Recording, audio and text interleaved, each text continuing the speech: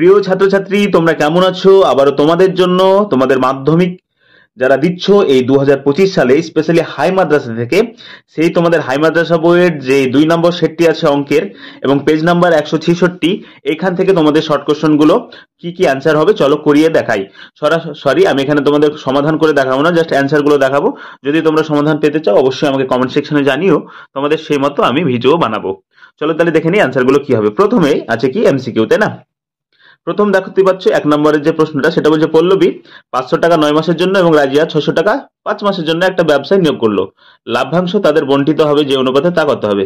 Option A হচ্ছে সঠিক answer, 3:2। এরপরে 2 নম্বর, x - z = 1/x এবং z - x ভ্যারিজাস 1/x এবং x - y ভ্যারিজাস 1/x হয়, তবে তিনটি ভেদের ধ্রুবকের সমষ্টি কত? অর্থাৎ এই যে তিনটে ভেদ আছে তাদের যদি আমরা ধ্রুবকের সমষ্টি বের করি তাহলে কত আসবে? অ্যান্সার বি, অর্থাৎ 0 আসবে অ্যান্সার। তারপর 3 নম্বর প্রশ্ন, দুটি বৃত্তের ব্যাসার্ধের 3.5 সেমি ও 2 সেমি, অর্থাৎ দুটো বৃত্ত আছে এবং বৃত্তের ব্যাসার্ধ হচ্ছে একটা 3.5 আর একটা 2 সেমি, তাই না? বৃত্ত দুটি পরস্পরকে অন্তঃস্পর্শ করে, তাহলে বৃত্ত দুটির কেন্দ্রদ্বয়ের মধ্যে দূরত্ব কত হবে? অন্ত করলে কত হবে? 3.5 থেকে 2 বাদ দিলে মানে 1.5 হবে, তাই না? আর বহিঃ যদি করতো তাহলে কত হতো? 3.5 আর 2 যোগ করলে কত হতো? 5। এটা হতো বহিঃ হলে, যেহেতু অন্ত তাই 1.5। এরপরে cos 40 plus theta degree minus sine 50 minus theta এর মান কত? এর মান হবে 0। এরপরে একটি শঙ্কুর ব্যাসার্ধের দৈর্ঘ্য এবং উচ্চতা প্রত্যেকটি দ্বিগুণ হলে শঙ্কুটির আয়তন হবে পূর্বের শঙ্কুর আয়তনের কত গুণ? অ্যান্সার বি, 8 গুণ।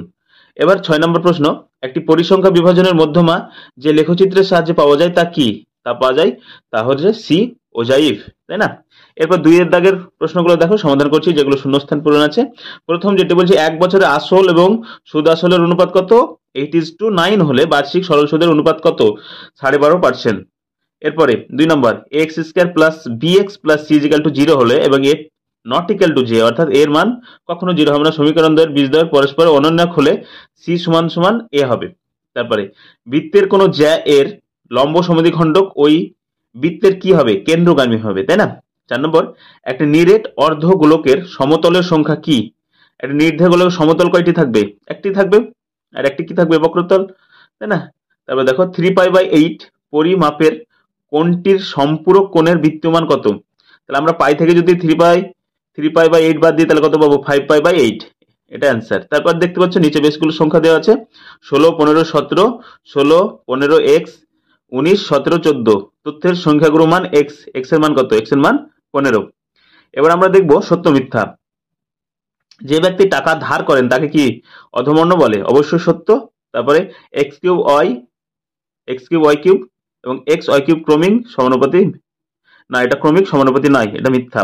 তারপর sin 12 degree minus cos 78 degree এর সরলতম মান কত? 1, এটা 1, এটা 1 না, এটা 0 হবে, তাই এটা মিথ্যা। একটি ঘনকের প্রতিটি ধারের দৈর্ঘ্য দ্বিগুণ হলে ঘনকটির আয়তন প্রথম ঘনকের 4 গুণ, এটা কি সত্য না মিথ্যা? এটাও মিথ্যা। তারপরে 3, 14, 18, 20, 5 এর মধ্যমা কত? 18, সত্য। অর্ধবৃত্ত অপেক্ষায় বৃহস্ত বৃত্তাংশ কোন স্থূলকোণ হয়? স্থূলকোণ হয় না, এটা সূক্ষ্মকোণ হয়, তাই এটাও মিথ্যা। তোমাদের জন্য আমরা 166 পেজের হাই মাদ্রাসা টেস্ট পেপার থেকে 2025-এর মাধ্যমিক ক্যান্ডিডেটদের জন্য এই পর্বটা বানালাম। যদি ভালো লাগে অবশ্যই আমাদের সঙ্গে জুড়ে যেও।